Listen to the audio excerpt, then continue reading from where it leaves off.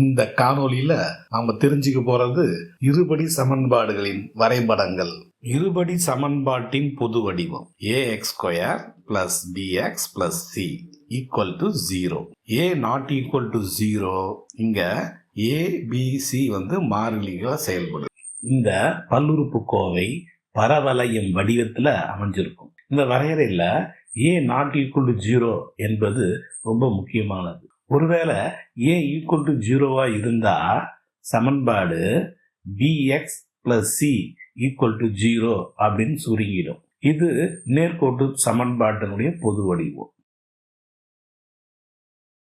y = ax² + bx + c என்ற இருபடி பல்லுறுப்புக்கோவை பொதுவா பரவளையத்தின் வடிவில் அமையும். பரவளையம் பார்க்கறதுக்கு நாம வடிவத்துல இருக்கு. பரவளையத்தை ஆங்கிலத்துல பேரபோலான்னு சொல்லுவாங்க. பரவளையம் ஒரு குறிப்பிட்ட கோட்டை பொறுத்து சமச்சீரா இருக்கும். அத சமச்சீர் கோடுன்னு சொல்லுவாங்க.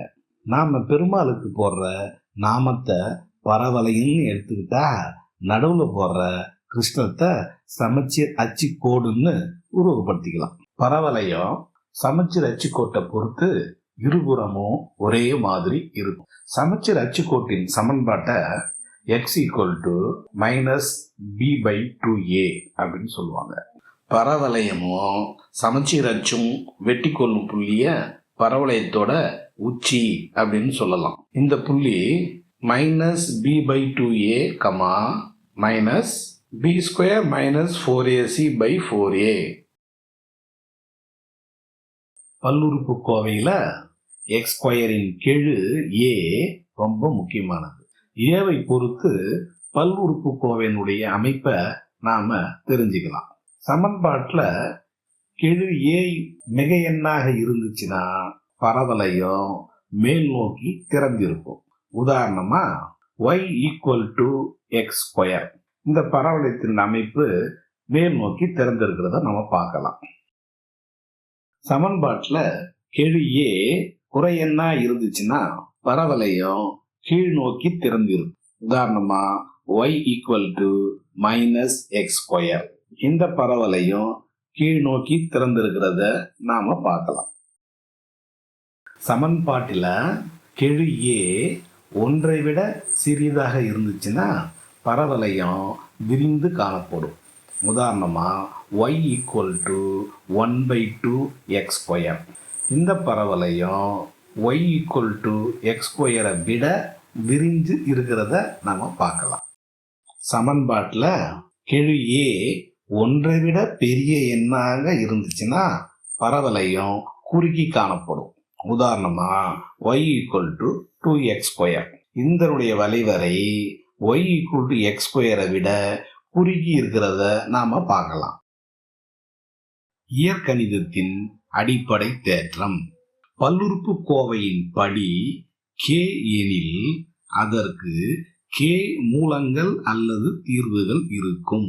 அதாவது படி எவ்வளவு இருக்கோ அவ்வளவு தீர்வுகள் இருக்கும். இந்த தீர்வுகள் மெய்யெண்ணாக இருக்கலாம் அல்லது கலப்பு எண்ணாக இருக்கலாம். இருபடி சமன்பாட்டின் மூலங்களின் தன்மை. இயற்கணித அடிப்படை தேற்றத்தின்படி இருபடி சமன்பாட்டிற்கு மொத்தம் 2 மூலங்கள் உண்டு. இருபடி சமன்பாட்டின் வளைவரையானது x அச்ச வெட்டும் புள்ளிகளின் ஆயத்தொலைவுகளே தீர்வுகள் ஆகும். வரைபடம் மூலம் இருபடி சமன்பாட்டின் தீர்வுகளின் தன்மை பற்றி நாம் இப்ப தெரிஞ்சுக்க போறோம். முதல் வகை சமன்பாட்டின் வளைவரையானது x அச்சை இரு வெவ்வேறு புள்ளிகளில் வெட்டினால் சமன்பாட்டிற்கு 2 சமம் இல்லாத மெய்யெண் தீர்வுகள் கிடைக்கும்.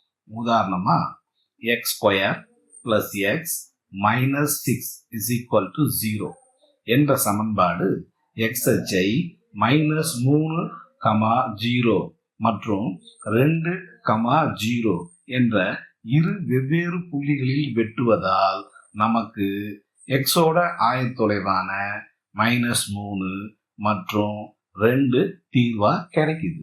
இரண்டாவது வகை சமன்பாட்டின் வளைவரையானது x அச்ச ஒரே ஒரு புள்ளியில் வெட்டுனா சமன்பாட்டிற்கு 2 சமமான மெய்யெண் தீர்வுகள் கிடைக்கும்.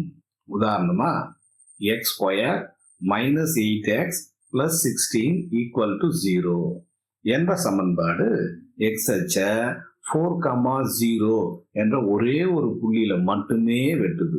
இதோட எக்ஸ் ஆயத்தொலைவு 4 தான் நமக்கு தீர்வா கிடைக்கும்.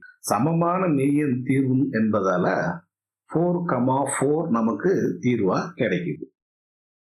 மூன்றாவது வகை சமன்பாட்டின் வளைவரையானது எக்ஸ் அச்சை எந்த ஒரு புள்ளியிலும் வெட்டவில்லை எனில் சமன்பாட்டிற்கு மெய்யெண் தீர்வுகள் இல்லை. உதாரணமா X square plus 8x plus 5 is equal to 0 என்ற சமன்பாடு எக்ஸ் அச்ச எந்த புள்ளியிலும் வெட்ட. எனவே சமன்பாட்டிற்கு மெய் தீர்வு இல்லை.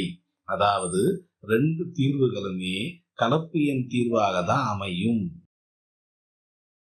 நேயர்களே, கணிதம் சார்ந்த காணொளிகளை மேலும் காண சப்ஸ்கிரைப் செய்து பெல் பட்டனை கிளிக் செய்து கொள்ளுங்கள்.